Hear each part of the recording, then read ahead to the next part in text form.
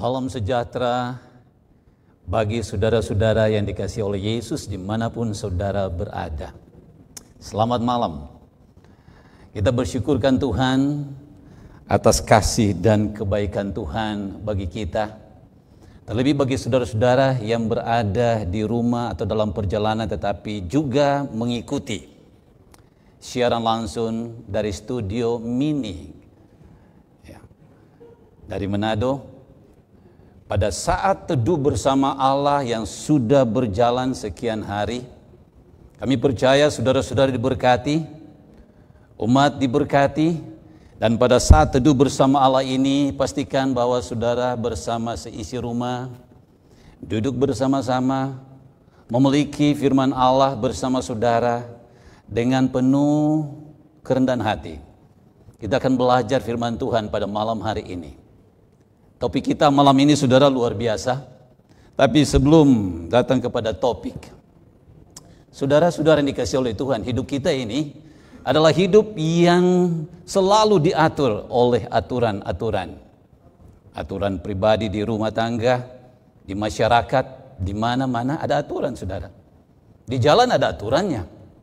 Saudara lihat pelanggaran-pelanggaran yang terjadi. Oleh karena apa saudara? Karena pelanggaran terhadap aturan, mereka ditilang. Masih ingatkah saudara seorang yang bernama Neil Bentelman, seorang mantan guru di Jakarta International School yang kena undang-undang dia harus dipenjarakan oleh karena perbuatan amoral bagi siswa di sekolah itu. Tapi saudara tahu bahwa dia dapat grasi, pengampunan dari presiden. Neil Bentelman, seorang Kanada yang akhirnya kembali ke Kanada karena dia mendapatkan pengampunan, dia dibebaskan. Lain lagi dengan Fred, Tuhan punya rancangan yang indah. Dan malam ini kita lebih fokus pada sebuah judul, yaitu dosa yang tak bisa diampuni. Ada dosa yang dapat grasi, dapat pengampunan, tapi ada dosa juga yang tidak. Seperti ilustrasi tadi. Dosa yang tak bisa diampuni, benarkah itu saudaraku? Dosa apakah itu? Mengapa sampai dosa itu tidak bisa diampuni? Nah, sebelum itu kita perlu ketahui bahwa Alkitab memberikan definisi tentang dosa. Di dalam 1 Yohanes 3 ayat yang keempat. Apakah dosa itu? Setiap orang yang berbuat dosa melanggar juga apa? Hukum Allah. Sebab dosa adalah pelanggaran hukum Allah. Jelas. Dosa adalah pelanggaran hukum Allah. Nah, saudara dan saya sebagai pelaku-pelaku dosa, pendosa, pelanggar hukum Allah. Bisakah kita diampuni? Jaminan yang pasti bagi saudara dan saya bahwa jika kita mengaku dosa kita, maka Ia adalah setia dan adil. Sehingga Ia akan mengampuni segala dosa kita dan menyucikan kita dari segala pelanggaran. Saudara, bukankah ini merupakan satu kabar baik? Kabar baik bahwa walaupun kita pelanggar hukum, kita jatuh di dalam dosa dan kita adalah pendosa-pendosa, ada jaminan yang pasti bahwa Allah adalah setia dan adil. Amin saudara. Allah setia dan adil untuk mengampuni. Allah setia dan adil menyucikan kita dari segala pelanggaran. Tapi saudaraku, sebelum kita lanjut, karena kita berbicara tentang kuasa Allah yang menuntun kita untuk mempelajari firman ini. Dan oleh karena kita adalah manusia-manusia yang punya kecenderungan untuk berbuat dosa, maka saya ajak saudara dan saya, sejenak kita tunduk sejenak dan sejenak lagi dengan Tuhan. Kita butuh kuasa menuntun kita memahami benar akan apa yang Allah firmankan malam ini. Benarkah dosa itu ada yang tidak bisa diampuni? Kita butuh kuasa, kita butuh terang untuk menerangi hati pikiran kita. Memahami dengan benar seri pelajaran malam hari ini. Memahami dan menghidupkan kebenaran firman Tuhan. Kita minta kehadiran kuasa Tuhan menerangi hati kita agar ayat-ayat yang kita bacakan, penjelasan yang diberikan malam hari ini benar memberikan pada kita kepastian bahwa Allah kita penuh kasih, tetapi ada dosa yang tidak bisa diampuni. Bapa di sorga, kami butuh kuasa terang sorga, Roh Kudus, untuk memperjelaskan bagi kami yang hidup di dalam kecenderungan berbuat dosa, dengan berbagai macam kelemahan dan kekurangan. Kami butuh kehadiran-Mu Tuhan, memperjelaskan bagi kami, dan dengan hati terbuka ya Tuhan, kami mau menerima apa yang Engkau firmankan. Bersabdalah ya Tuhan, dalam nama Yesus. Amin. Saudara, walaupun kita sebagai pelanggar hukum, ada jaminan bahwa Allah setia dan adil. Yesaya pasal 1 ayat yang ke-18. Marilah, baiklah kita berperkara, kata Tuhan. Tuhan berfirman, sekalipun dosamu seperti kermisih merahnya, merah seperti kermisih, akan menjadi putih seperti salju. Sekalipun berwarna merah seperti kain kesumbah, akan menjadi putih seperti bulu domba. Luar biasa jaminan Tuhan. Allah Maha Pengasih, Allah Maha Pengampun, itu yang seringkali kita doakan. Dan itulah yang firman sampaikan. Allah siap untuk bersihkan kita, putihkan kita, dosa yang bagaimana sekalipun. Tetapi, apakah benar ada dosa yang tidak bisa diampuni? Adakah dosa yang tidak bisa diampuni? Dosa apakah itu, saudara? Baik, kita buka Alkitab kita. Beberapa ayat yang akan kita baca berturut-turut. Saudara boleh catat ayatnya. Yang pertama, Matius pasal 12 ayat yang ke-31. Matius 12 ayat yang ke-31 mengatakan, sebab itu aku berkata kepadamu, segala dosa dan hujat manusia akan diampuni, tetapi hujat terhadap Roh Kudus tak akan diampuni. Hujat terhadap Roh Kudus tidak akan diampuni. Ayat yang berikut di dalam Matius 12 ayat yang ke-32. Apabila seorang mengucapkan sesuatu menentang Anak manusia, ia akan diampuni, tetapi jika ia menentang Roh Kudus, ulangi saudara, ditekan, apabila ia menentang Roh Kudus, ia tidak akan diampuni. Ayat yang ke-28 mengatakan demikian. Aku berkata kepadamu, sesungguhnya semua dosa dan hujat manusia, anak-anak manusia akan diampuni. Ya, semua hujat yang mereka ucapkan. Semua hujat yang mereka ucapkan. Saudara boleh ucapkan hujat apa? Bisa diampuni. Tetapi, ya, ayat yang ke-29, dia mengatakan bahwa apabila seorang menghujat Roh Kudus, ia tidak mendapat ampun selama-lamanya, melainkan bersalah karena dosa kekal. Saudara boleh menggunakan kata-kata apapun, tetapi kepada Roh Kudus fatal, sangat fatal, karena dia tidak akan diampuni selama-lamanya, melainkan akan bersalah, dan salah itu disebut dosa kekal. Dosa kekal, perpisahan yang kekal, hukuman kekal, terjemahan lain mengatakan, ya, kutukan yang kekal, kebinasaan yang akan menimpa mereka yang menghujat Roh Kudus.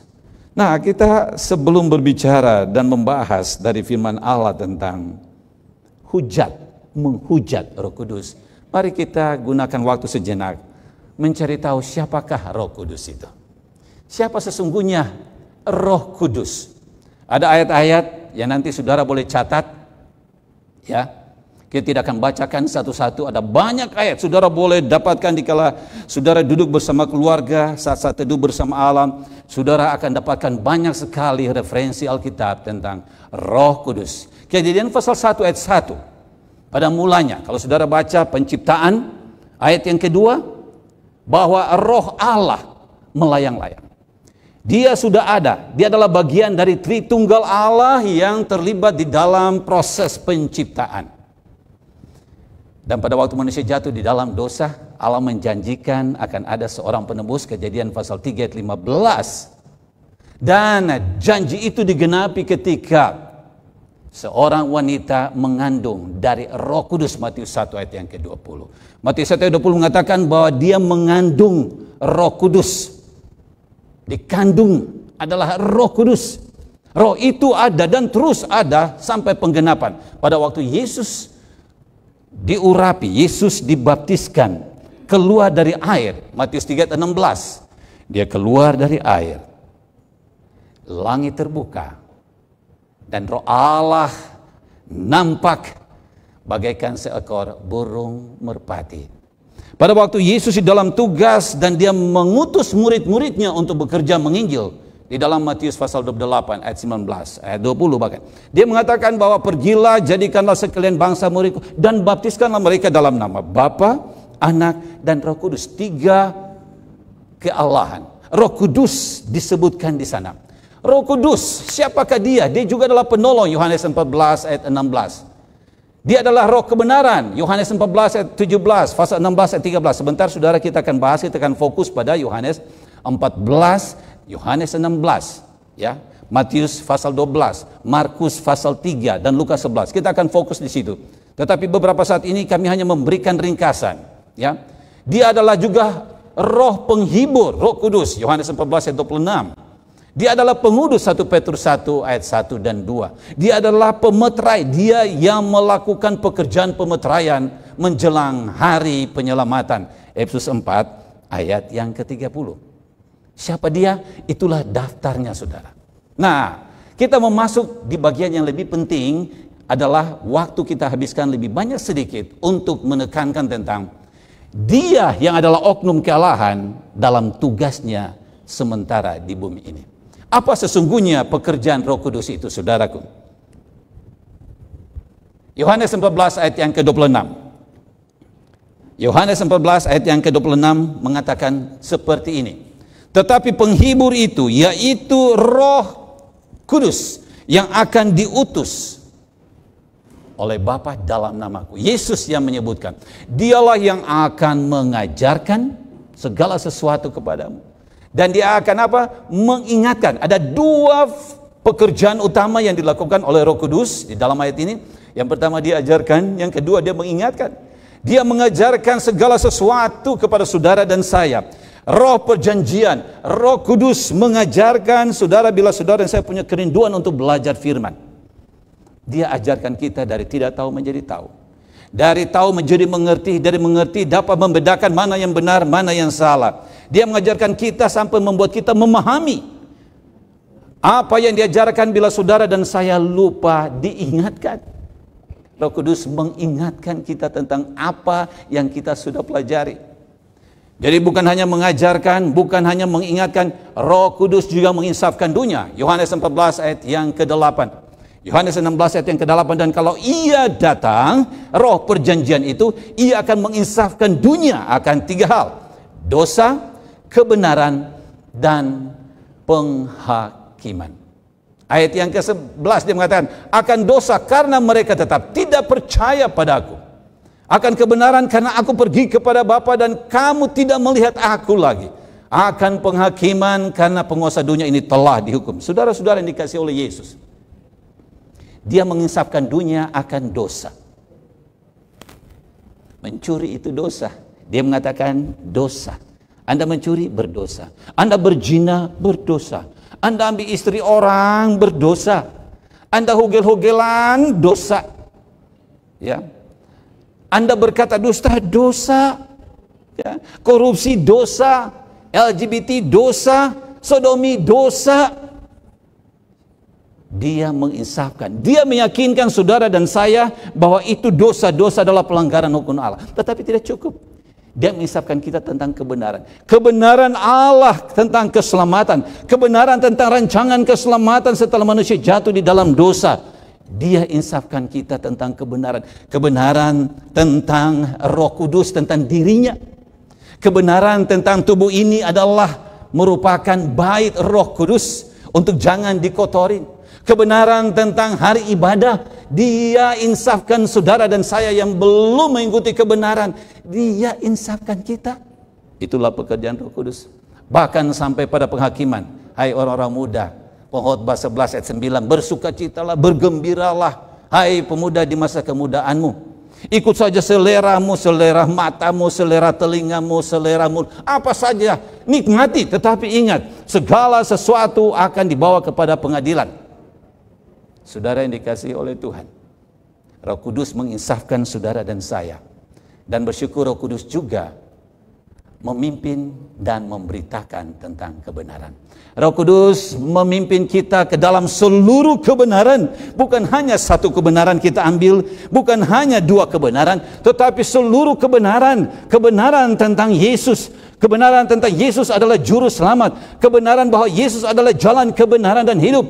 Kebenaran itulah yang mana Roh Kudus bekerja untuk pimpin setiap saudara yang mendengar, yang membacakan tentang kebenaran. Dia pimpin kita pada seluruh kebenaran. Dia beritakan kita tentang hal-hal yang akan datang, peristiwa-peristiwa yang akan terjadi di masa depan, tentang kesukaran yang akan terjadi, masa kepicikan, masa penderitaan, masa penganiayaan yang akan datang, saudaraku. Roh Kudus memimpin dan memberitakan itu bagi saudara dan saya. Tidak cukup. Pekerjaan lain dari Roh Kudus adalah memuliakan Yesus. Roh Kudus tidak berbicara sendiri, tidak bekerja sendiri. Tidak bekerja sendirian. Tiga kesatuan ini bekerja bersama-sama. Apa yang Allah berikan, Bapa berikan kepada Yesus. Yesus berikan kepada Roh Kudus. Roh Kudus sampaikan kepada umat manusia yang membutuhkan keselamatan. Dan pada saat itulah Yesus ditinggikan, Yesus dimuliakan. Roh Kudus memuliakan Yesus. Roh Kudus juga menyertai orang-orang percaya. Yohanes 14 ayat 16, aku minta kepada Bapa, dan ia akan memberikan kepadamu seorang penolong yang lain, supaya ia menyertai kamu selama-lamanya. Ketika Yesus masih berada di bumi ini, dibatasi oleh kemanusiaan, Yesus tidak bisa berada di tempat yang sama di segala tempat, karena dibungkus oleh kemanusiaan. Tetapi kealahan yang ketiga, yaitu Roh Kudus, dia bisa berada di mana saja saat bersamaan di seluruh alam semesta ini. Roh Kudus menyertai saudara yang ada di tempat-tempat yang mengalami kesusahan. Roh Kudus ada di sana. Dia tidak biarkan saudara sendirian. Saudara, peran Roh Kudus luar biasa. Dia menguduskan orang percaya. Kita butuh kekudusan. Ibrani 12 ayat 14. Kejarlah kekudusan, karena tanpa kekudusan tidak seorang pun dapat melihat Allah. Dan supaya hidup kudus, kita butuh Roh Kudus, karena Dia kuduskan saudara dan saya. Bagaimana saudara dan saya bisa kudus? Kita tidak memiliki Roh Kudus. Bagaimana saudara dan saya bisa dikuduskan kalau yang kita masukkan di dalam tubuh adalah hal-hal yang mengusir Roh Kudus itu keluar dari bait Allah, yaitu tubuh kita. Dari pikiran kita, Roh Kudus itu kita tinggalkan. Kita tidak mau siap untuk mengizinkan Dia menguasai diri kita. Saudara, Roh Kudus berperan menguduskan. Roh Kudus juga mengurapi utusan Allah. Pada suatu hari ketika mereka beribadah kepada Tuhan dan berpuasa, berkatalah Roh Kudus. Ini kata-kata Roh Kudus. Khususkanlah Barnabas dan Saulus bagiku untuk tugas yang telah kutentukan bagi mereka. Saudara yang dikasihi oleh Yesus Kristus, para hamba Allah yang telah diurapi, yang telah dikhususkan. Mereka itu spesial di hadapan Tuhan. Mereka itu sangat khusus dan tidak bisa disembarangkan. Kenapa saudara? Mereka diurapi. Diurapi oleh Roh Kudus untuk menjalankan misi keselamatan. Yesus diurapi oleh Roh Kudus untuk memulaikan pelayanan keselamatan selama 3,5 tahun. Roh Kudus menuntun dia. Roh Kudus menyertai dia. Roh Kudus memberikan kepada dia kuasa. Dan yang terakhir, ada banyak saudaraku, tapi pada malam hari ini saya berikan sampai di yang terakhir ini, yaitu dalam Efesus 4 ayat 30. Pekerjaan Roh Kudus adalah memeteraikan umatnya. Dan janganlah kamu mendukakan Roh Kudus Allah yang telah memeteraikan kamu menjelang hari penyelamatan. Saudara, di dalam Wahyu pasal 7, mereka yang akan melewati masa kesukaran, 7 malapetaka, 7 murka, 7 bala yang akan menimpa dunia ini. Mereka yang lewati adalah mereka yang telah dimeteraikan oleh Roh Kudus. Mereka sanggup berdiri kokoh di dalam iman. Mereka tidak akan pernah mundur dari iman mereka, karena mereka telah dimeteraikan. Roh Kudus, salah satu tugas adalah memeteraikan. Saudara-saudara yang dikasihi oleh Yesus, kita akan kembali ke buku Matius, Markus, dan juga Lukas. Saudara boleh buka Alkitab saudara pada saat ini, Lukas pasal 11, di dalam perikop 14 sampai 29, Markus 3 ayat 20 sampai 30, Matius 12 ayat 27 sampai 37. Ini soal hujat atau menghujat Roh Kudus, sehingga Yesus mengatakan barang siapa menghujat Roh Kudus tidak akan diampuni. Kita kembali sejenak ke ayat-ayat tersebut. Yesus baru saja menyembuhkan seorang yang kerasukan setan, tidak bisa berbicara, dalam keadaan bisu, dalam keadaan buta. Dan ketika kuasa Allah, Roh Kudus menyertai Yesus, dia bisa menyembuhkan. Mujizat yang dibuat membuat orang itu kembali tersenyum, membuat dia bisa berbicara, membuat dia bisa mendengar. Banyak orang yang mengatakan, dia ini anak Daud. Tapi saudaraku, di dalam konteks 3 Injil dari buku ini, buku Matius, Markus, dan Lukas, ini persoalannya sehingga Yesus menyatakan atau mengungkapkan bahwa mereka menghujat Roh Kudus, yaitu pada waktu kesembuhan terjadi. Ada yang mengatakan begini, dalam Lukas pasal 11, saya suka Lukas pasal 11, dia gunakan kuasa setan, Beelzebul, gunakan magic. Di zaman Yesus memang, saudaraku, ada banyak metode yang sangat bervariasi untuk mengeluarkan setan. Ada yang menggunakan mantra, ya, dan sebagainya, ya, black magic, dan itu biasa, itu lumrah terjadi di zaman itu. Dan ketika Yesus mengusir setan, dia menjadi sembuh. Mereka mengatakan dia menggunakan black magic, dia menggunakan penghulu setan. Di dalam Lukas pasal 11 mengatakan bahwa tapi ada di antara mereka yang berkata, ayat yang ke-15, ia mengusir setan dengan kuasa Beelzebul, penghulu setan. Di dalam Markus pasal 3 mengatakan bahwa ada ahli Taurat yang datang dari Yerusalem berkata, ia kerasukan Beelzebul, dan dengan penghulu setan ia mengusir setan. Di dalam Matius pasal yang ke-12, dia mengatakan bahwa tapi ketika orang Farisi mendengarnya, mereka berkata, dengan Beelzebul, penghulu setan, ia mengusir setan. Saudara, kenapa sampai Yesus sebutkan bahwa barang siapa menghujat Roh Kudus? Apa mereka menghujat Roh Kudus pada saat itu? Oh iya, mereka menyamakan Yesus di dalam pekerjaan yang dikuasai oleh Roh Kudus. Mereka samakan dia dengan kuasa setan. Nah, kita lihat dulu sedikit, saudara, kata hujat. Ini dalam bahasa Grikanya, Thayer's Greek Lexicon Kamus, bahasa Griknya dia menggunakan kata hujat sebagai kata benda, ya. Ucapan, cara berbicara yang tidak bertuhan dan penuh celaan, yang berbahaya terhadap keagungan ilahi.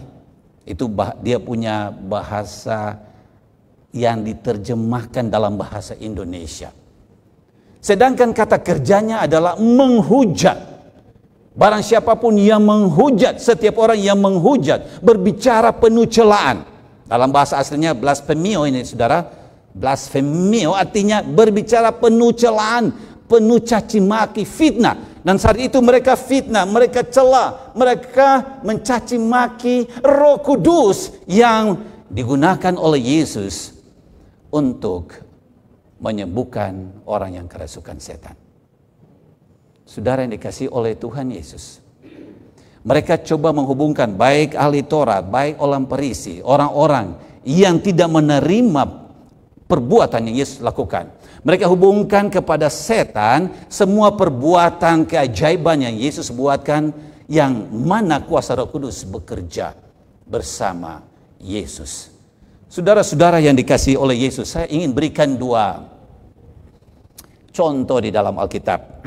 Dua contoh di dalam Alkitab yang saudara boleh buka di dalam Kisah pasal 5. Yang pertama, Kisah pasal 5. Dua kisah ini saya sampaikan, kemudian saudara bisa banding-bandingkan.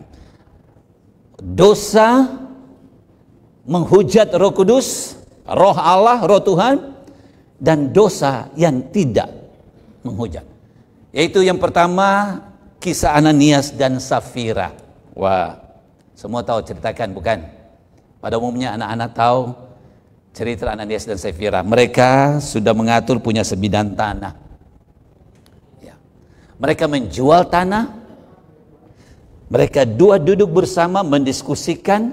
Mereka dua kompromikan. Sebagian diserahkan kepada Tuhan, sebagian lagi mereka tahan. Mereka berkeputusan dan sudah berketetapan, kemudian mereka datang. Yang pertama ini baku atur, saudara, ini berakting, ya. Mereka berakting, pretending. Mereka atur seperti sesuatu, seperti main film. Nah, saudara lihat di pasal yang kelima, buku Kisah Para Rasul. Suami Ananias datang menghadap Rasul Petrus dan menyerahkan di kaki Rasul. Dan inilah seorang Rasul yang dikuasai oleh Roh Allah. Ayat yang ke-8 pasal 5. Kata Petrus kepadanya, katakanlah kepadaku dengan harga sekiankah tanah itu kamu jual? Jawab,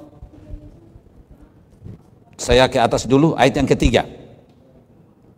Sebelum ke-8 ayat yang ketiga. Tetapi Petrus berkata, Ananias, mengapa hatimu dikuasai iblis? Wah.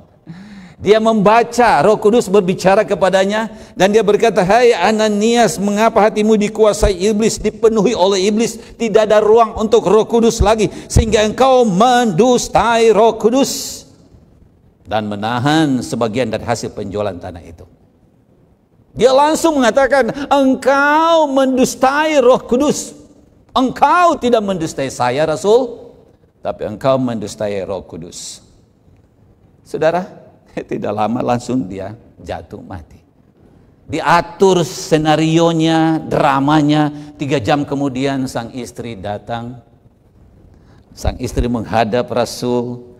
Wah, dengan sopan masuk. Ya, suaminya baru diantar itu. Ayat yang ke-8 kata Petrus kepadanya, katakanlah kepadaku dengan harga sekiankah tanah itu kamu jual? Cuman itu harganya? Apa jawab perempuan itu? Betul, sekian. Saudara, mereka sudah kompromi sejak awal suami istri. Suami Petrus berkata, engkau mendustai Roh Kudus. Sekarang istri diharapkan ada pertobatan. Cuman itu harganya? Iya, cuma itu. Cuman itu, Tuhan. Dan apa terjadi kepada Safira, sang istri? Dia pun jatuh dan mati. Petrus tegas berkata, engkau dipenuhi oleh setan dan telah mendustai Roh Kudus. Di dalam tulisan seorang penulis rohani yang cukup dikenal, pena inspirasi di dalam Kisah Para Rasul halaman 75 paragraf 2 mengatakan begini. Dari hukuman keras kepada mereka yang bersumpah palsu. Ya, tadi ingat sumpah palsu, Allah ingin kita belajar juga betapa dalamnya kebencian serta jijiknya Allah atas seluruh kemunafikan dan penipuan. Sumpah palsu adalah dosa. Ya, lebih parah lagi saudara, kemunafikan, penipuan adalah kejijikan dan kebencian Allah. Ini terjadi pada Ananias dan Safira. Lebih lanjut, dikatakan dalam berpura-pura, masking, pretending, berpura-pura, berakting bahwa mereka telah memberikan semuanya. Ananias dan Safira telah mendustai Roh Kudus. Dan akibatnya mereka kehilangan hidup ini dan hidup yang akan datang. Saudara, belajarlah kita dari Ananias Safira. Jangan sampai kita kompromi dengan dosa. Roh Kudus mengisapkan kita bahwa itu salah, itu dosa, tetapi kita kompromi dan kita bersumpah palsu, kita berkata di hadapan Allah lewat perwakilannya seperti Ananias dan Safira. Akibatnya mereka kehilangan semuanya. Di dalam kisah yang berikut, yaitu kisah Seorang raja yang dikenal sekali, saudara, buka di dalam 2 Samuel pasal 11. 2 Samuel 11 dan 2 Samuel pasal 12. Daud pendosa besar. Daud pendosa berat. Kalau mau dibilang, Ananias dan Safira kalah ya. Kenapa saudara? Saudara tahu kisahnya? Dia ingin istri orang, ingin saja sudah dosa. Melanggar hukum keberapa itu saudara? Anak-anak di rumah, hukum keberapa? Jangan kamu ingin istri. Hukum ke-10. Dia ingin istri orang. Batseba. Dia berzinah dengan istri orang. Hukum ke-7. Dia membunuh suami istri orang. Hukum ke-6. Saudara, 3 dosa besar, berat sekali. Tetapi seorang pendosa yang berat seperti Daud, ketika Nabi Nathan datang kepadanya, menegur dia, menasihati dia dengan ilustrasi yang diberikan, Daud sadar. Nabi mengatakan, kamu itulah, melalui kisah cerita yang disampaikan. Ketika Daud ditegur bahwa dialah orang itu, di dalam 2 Samuel pasal 12 ayat 13 dan 14. Lalu berkatalah Daud kepada Nathan, aku sudah berdosa kepada Tuhan. Dia akui dosanya. Dia insaf, Roh Kudus menginsafkan dia. Dia tahu itu salah. Mengingini istri orang, berzina dengan istri orang, membunuh suami dari orang itu adalah dosa. Aku telah berdosa kepada Tuhan. Dia akui dosanya kepada Tuhan. Dan Nabi Nathan berkata kepada Daud, Tuhan telah menjauhkan dosamu. Engkau tidak akan mati. Saudara, dia tidak mati seperti Ananias dan Safira. Kenapa saudara? Karena dia akui dosanya. Saudara boleh timbang-timbang. Saudara berdoa lihat dari 2 kisah ini. Ada dosa yang diampuni Tuhan, ada dosa yang tidak diampuni Tuhan. Ada yang cepat dan langsung mendapatkan akibatnya. Kita lihat proses langkah-langkah menuntun kepada dosa yang tidak dapat diampuni. Kita punya beberapa saat yang tersisa. Ayo saudara-saudara, kembali ke konteks di kala mana Yesus menyebutkan, ya, barang siapa yang menghujat Roh Kudus, dosanya tidak dapat diampuni. Nah, orang Israel, orang Farisi, para pemimpin agama, religious leaders mereka, ahli Taurat, orang banyak yang lain pun, mereka telah lama menjadi buta dan tuli terhadap bimbingan, kuasa Allah, tangan Allah, tuntunan Roh Allah. Mereka bersikeras dengan cara mereka. Mereka pertahankan keberadaan mereka. Mereka memang pada dasarnya sejak awal tidak menerima kehadiran seorang Mesias. Sejak perjanjian di Taman Eden, 4.000 tahun sebelum dia datang, sudah dinubuatkan, para nabi muncul membicarakan, menubuatkan kehadirannya. Ketika dia hadir, sejak kelahiran pun dia sudah tidak diterima. Di dalam pelayanan pun dia ditekan dan ditekan. Karena tidak sesuai dengan impian mereka, tidak sesuai dengan kerinduan mereka, tidak sesuai dengan konsep mereka tentang seorang raja besar yang datang dari keturunan Daud, dari suku Yehuda. Saudara, dosa melawan Roh Kudus adalah dosa yang begitu sering dan secara tetap, ya, menolak kehendak Allah, sehingga akhirnya kehendak Allah tidak bisa dikenali lagi. Bahkan walaupun diperjelas, dikasih lihat pun seperti peristiwa Yesus, mereka tidak bisa lagi kenal. Matthew Henry's Bible Commentary, dia menyebutkan bahwa bila seseorang sudah bertobat, menjadi baik, lepas dari roh-roh najis, maka semua kita yang tidak membantu dan bersukacita atas perubahan yang terjadi, kita menentang Allah. Dosa melawan Roh Kudus di dalam Seventh Day Adventist Bible Commentary, Gereja Advent hari ke-7, Jilid 5 halaman 1093 mengatakan bahwa dosa melawan Roh Kudus ialah dosa penolakan secara terus-menerus dalam menjawab undangan Allah untuk bertobat. Allah memanggil kita, Allah memanggil saudara dan saya. Allah berfirman agar kita boleh berubah, kita menerima panggilannya. Tetapi kita keraskan hati, kita menolak suara panggilan Allah. Kita terus menunda dan menunda, kita menolak. Dan bila itu berlangsung terus-menerus, kita sementara berdosa melawan Roh Kudus. Saudara yang dikasih oleh Yesus, para keluarga di rumah, anak-anak yang Tuhan berkati.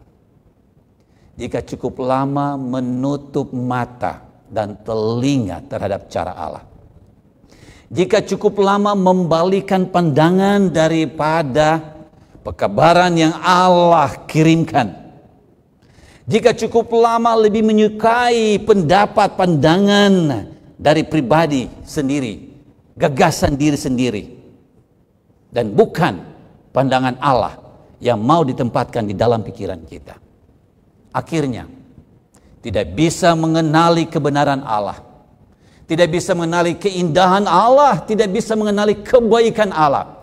Akhirnya kejahatannya tampak baik baginya. Akhirnya kebaikan Yesus tampak jahat baginya. Akhirnya kebenaran Allah disamakan dengan kepalsuan. Akhirnya Roh Kudus disamakan dengan Beelzebul. Akhirnya pada ujungnya mereka tiba pada titik menantang Roh Kudus. Akhirnya tidak bisa lagi diampuni di dunia ini dan tidak pula untuk dunia yang akan. Akhirnya hidup kekal dalam kesempurnaan, dalam kebahagiaan bersama Tuhan hanyalah impian saja. Saudara dan saya, ingat, ada dosa yang bisa diampuni bila kita diinsafkan oleh Roh, kita sadar, kita akui, kita bertobat, kita akui kepada Tuhan, kita mohon pengampunan. Kasih karunia Allah itu berlimpah-limpah kepada pendosa besar yang bagaimanapun bila kita mau akui dan tinggalkan. Tetapi bila mana kita berlarut-larut, kita tunda-menunda, kita menutup hati kita daripada bisikan Roh Kudus, lama-kelamaan saudaraku, kita tidak ada kepekaan lagi. Tidak ada kepekaan untuk suara Roh Kudus, sehingga kita menganggap yang benar itu salah, salah itu benar. Kebenaran Allah kita milih-milih. Mana yang saya suka, mana yang saya tidak suka, mana yang cocok dengan saya, mana yang tidak cocok dengan saya. Kenapa saudaraku?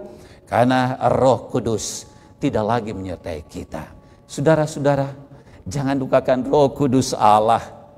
Orang yang paling malang di dunia ini adalah orang yang angan-angan hatinya mengganggu dia karena berbuat salah ketika dia tahu bahwa dia harus berbuat baik. Yesus berdiri di depan pintu hati saudara melalui Allah Roh Kudus mengetok pintu hati saudara. Aku berdiri di depan pintu dan mengetok dan mengetok dan mengetok. Bila saudara mendengar suara Tuhan, bila Roh Kudus masih berbicara di hati saudara, bila mana Roh Kudus saudara masih rasakan melalui pikiran angan hati yang oleh mana Allah berkomunikasi dengan saudara, buka pintu hati saudara, izinkan dia masuk, izinkan dia tinggal, izinkan dia memerintah, izinkan dia menguasai Anda. Jangan sampai roh kegelapan menguasai kita. Izinkan dia kuasai kita sepenuhnya. Pada hari ini jika saudara mendengar suara Tuhan, jangan keraskan hati saudara. Kejadian 6 ayat 3. Belajarlah dari pengalaman dari Nabi Nuh di zaman Nuh, bahwa Rohku tidak akan berbantah-bantah selama-lamanya dengan manusia. Roh Tuhan tidak akan selamanya dikala mana dia disakiti.